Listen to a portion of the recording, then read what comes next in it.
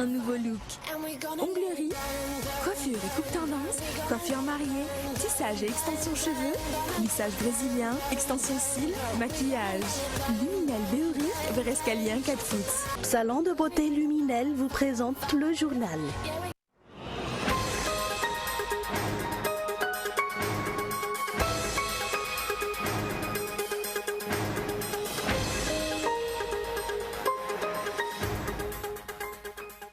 Les recettes fiscales sont insuffisantes. Les bailleurs de fonds comme le FMI exigent des dirigeants malgaches l'amélioration de la performance en termes du recouvrement fiscal et douanier. La seule solution est la lutte contre le secteur informel, selon certains opérateurs privés.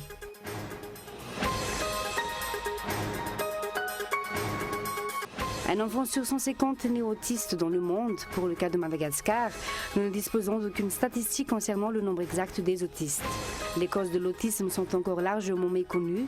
Afin de mieux prendre en charge les enfants autistes, l'association Autisme Madagascar a sorti un guide.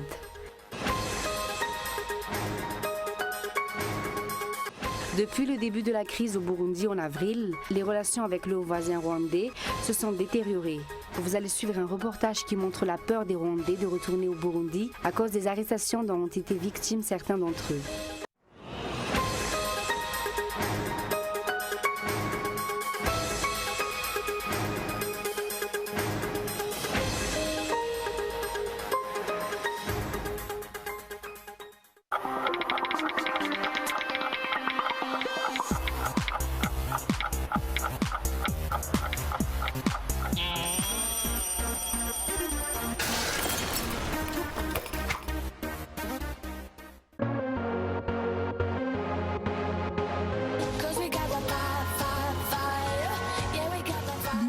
Un nouveau look. Onglerie, coiffure et coupe tendance, coiffure mariée, tissage et extension cheveux, lissage brésilien, extension cils, maquillage. Luminel Béouric, Verescalien 4 foot. 034 01 816 59 033 11 859 98. Luminel, osez être la plus belle.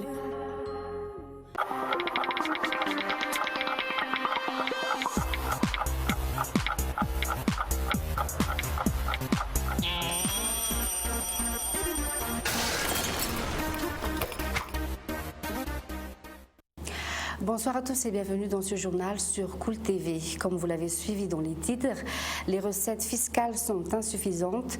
Les bailleurs de fonds comme le FMI exigent des dirigeants malgaches l'amélioration de la performance en termes de recouvrement fiscal et douanier.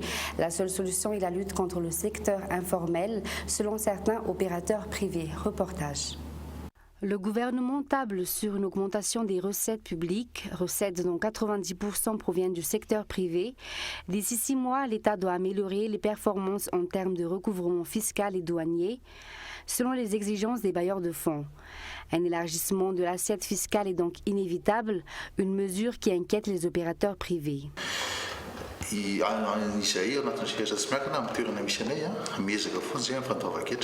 Nous, secteur privé, nous payons régulièrement d'impôts, mais le secteur informel est très développé et cela pose problème à l'État car les recettes sont insuffisantes. On parle aujourd'hui d'élargissement de l'assiette fiscale. Cela veut-il dire qu'on va devoir payer plus d'impôts? Si c'est le cas, ce n'est pas normal. Pour cette année, l'État envisage d'augmenter de 12,3% les recettes fiscales si l'année dernière, les prévisions étaient de 11,6%. Afin d'atteindre cet objectif, il est primordial de maîtriser le secteur informel, explique un économiste. L'État doit soutenir le secteur privé car à travers les créations d'emplois qui en découleront, les recettes fiscales seront certainement améliorées. Mais aucun effort n'est fourni dans ce sens. C'est cela que les bailleurs doivent exiger.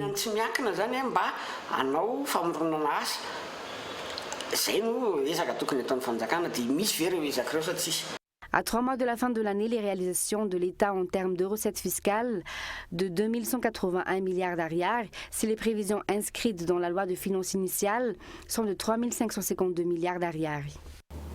Toujours dans ce contexte, la société civile attend impatiemment la concrétisation de la lutte contre les exploitations illégales des ressources minières à Madagascar, une lutte pour laquelle l'État s'est engagé. Généralement, ces exploitations sont favorisées par la corruption ou encore le trafic d'influence. Lily Rabiata. Les opérateurs privés ont désormais la liberté d'exporter de l'or selon une communication approuvée le mois d'août dernier par le Conseil du gouvernement.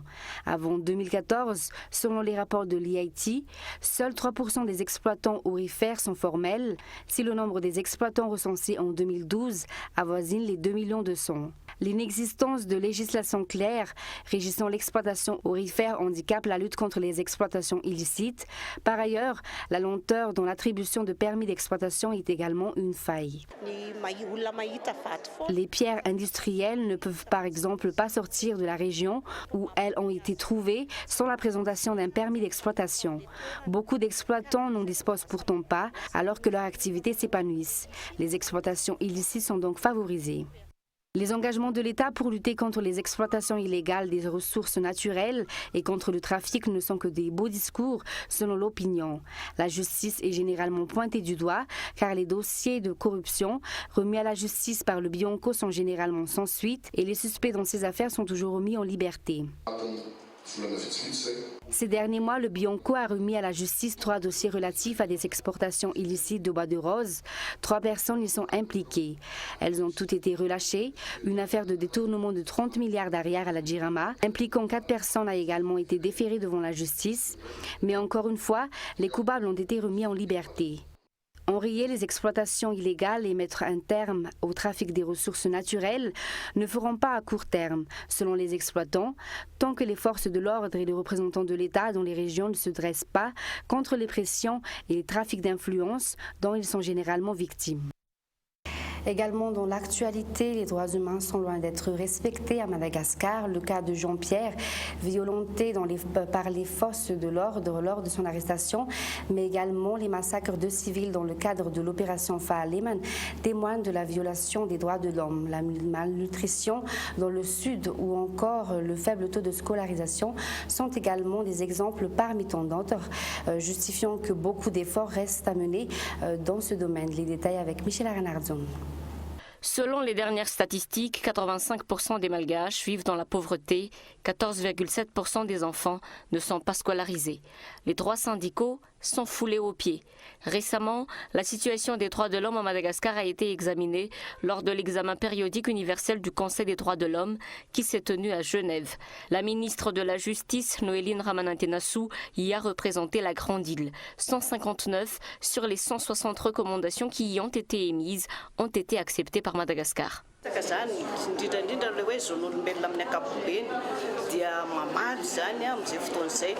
Il s'agit d'examiner la situation des droits de l'homme en général.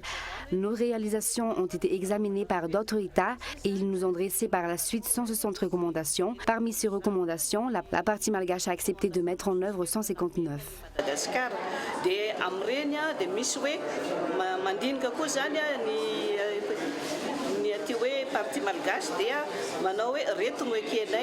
Les droits humains en général sont concernés par ces recommandations. 85% d'entre eux sont assurés d'être appliqués. Des mesures seront ainsi prises dans ce sens.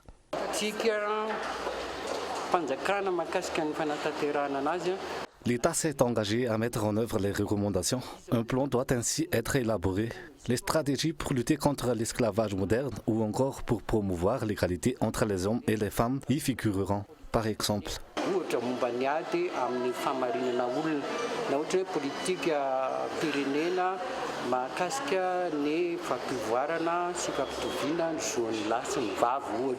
Le prochain examen périodique universel se tiendra en 2016. Madagascar dispose donc d'une année pour faire ses preuves en matière de respect des droits humains. À la une de l'actualité également, un enfant sur 150 né autiste dans le monde. Pour le cas de Madagascar, nous ne disposons d'aucune statistique concernant le nombre exact des autistes. Nombreux sont les symptômes de l'autisme, parmi eux les troubles de la communication, les troubles du comportement ou encore les troubles des relations sociales.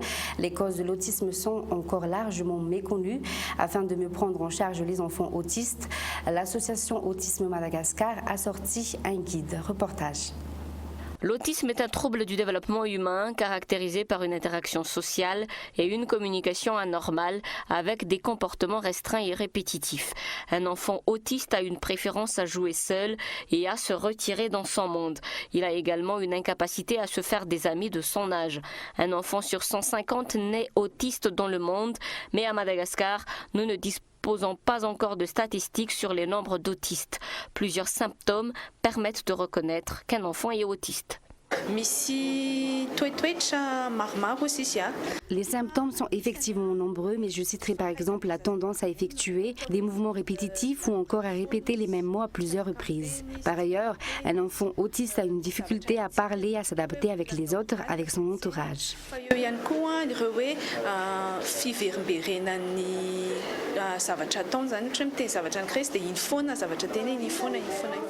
L'autisme n'est pas une maladie mais une déficience, un handicap.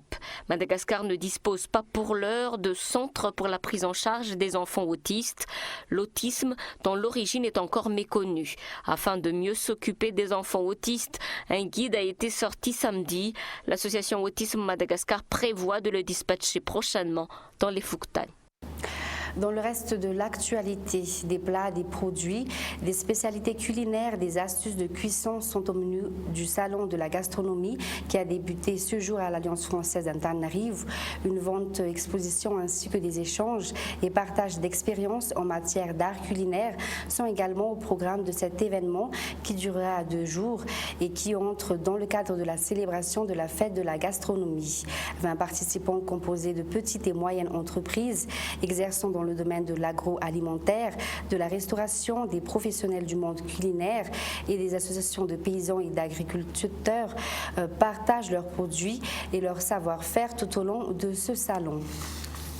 Passons aux actualités internationales. Depuis le début de la crise au Burundi en avril, les relations avec le voisin rwandais se sont détériorées. Voici un reportage qui montre la peur des Rwandais de retourner au Burundi à cause des arrestations dont ont été victimes certains d'entre eux. France 24. À la gare routière de Kigali, c'est l'heure de pointe. Mais peu de candidats pour le Burundi. Requérant l'anonymat, cet homme est venu accompagner un proche, mais lui ne montera pas dans le bus. Aujourd'hui c'est compliqué parce que les Rwandais sont torturés par certains Burundais qui l'accusent que le Rwanda aide la rébellion. Il dit même qu'il y a la rébellion qui sont en train d'être entraînée ici au Rwanda. Un discours largement relayé par les militants du parti au pouvoir au Burundi.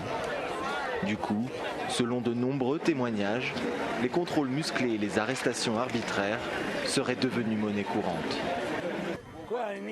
Les Rwandais ont peur parce qu'il y a de l'insécurité. Et des fois, ils arrêtent les bus, ils font sortir les Rwandais. En août, une trentaine de Rwandais arrêtés, selon la ministre rwandaise des Affaires étrangères. Aloïs, chauffeur de taxi, est l'un d'eux. En cause, sa nationalité. Jeté dans un cachot, il raconte avoir été torturé pendant 2 semaines. Ils me disaient tout le temps, tu es un rebelle, tu as été envoyé par Kagame. Moi je leur disais, le Kagame dont vous parlez, je sais que c'est le président du Rwanda, mais il ne me connaît pas, je ne lui parle jamais.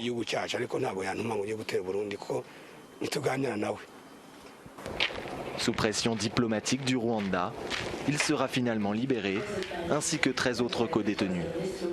Du côté rwandais, face au micro, on minimise. Nos diplomates travaillent sur le sujet à plein temps. Nous ne sommes pas du tout inquiets quant au fait que ce souci sera résolu amicalement et diplomatiquement. Malgré ces tensions évidentes, officiellement, d'un côté comme de l'autre de la frontière, les autorités assurent que les relations entre les deux pays sont bonnes. Au Burkina Faso, le leader de la tentative de coup d'État, le général Gilbert Diendéré, a vu ses avoirs gelés par le procureur général du pays. Un nouveau coup dur pour ce proche de l'ancien président Kaomporé après la dissolution du RSP. France 24. Sous les applaudissements, Michel Kafando retrouve son fauteuil de président par intérim. Un conseil des ministres très médiatisé au cours duquel le gouvernement a décidé la dissolution de la garde présidentielle qui a fomenté le coup d'État il y a 10 jours. Le désarmement des putschistes a ainsi débuté dès vendredi soir et les hommes du désormais ex-RSP sont cantonnés dans leur caserne. Nous allons mettre en place une commission d'enquête qui va certainement travailler, de façon très professionnelle pour nous dire qui est acteur, qui a fait quoi, quel est le degré d'implication de chacun et en tout cas, bien sûr que la justice va faire son travail après donc, les conclusions de cette enquête. Les membres de la commission auront 30 jours pour remettre leurs résultats, un rapport qui permettra ensuite d'entamer des poursuites judiciaires. De son côté, le procureur général du Burkina a annoncé le gel des avoirs des auteurs et complices présumés du putsch. Une mesure qui concerne 14 personnalités comme Gilbert Diendéré, l'ancien dirigeant de la garde présidentielle, est devenu chef des putschistes. Le gel concerne aussi des partis politiques dont le CDP, proche de l'ancien président Blaise Compaoré, chassé du pouvoir l'année dernière. Le coup d'État a fait 11 morts et plus de 250 blessés lors de violences opposant la garde présidentielle et des manifestants.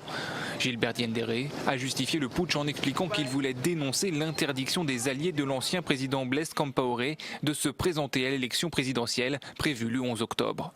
Pour le gouvernement, une nouvelle date doit à présent être fixée. Avant de nous quitter, un bref rappel des grands titres. Les recettes fiscales sont insuffisantes. Les bailleurs de fonds comme le FMI exigent des dirigeants malgaches l'amélioration de la performance en termes de recouvrement fiscal et douanier. La seule solution est la lutte contre le secteur informel, selon certains opérateurs privés. Un enfant sur 150 né autiste dans le monde. Pour le cas de Madagascar, nous ne disposons d'aucune statistique concernant le nombre exact des autistes. Les causes de l'autisme sont encore largement méconnues. Depuis le début de la crise au Burundi en avril, les relations avec le voisin rwandais se sont détériorées. Vous avez suivi un reportage qui montre la peur des Rwandais de retourner à Burundi à cause des arrestations dont ont été victimes certains d'entre eux. Fin de ce journal. Bonne soirée à tous et au revoir.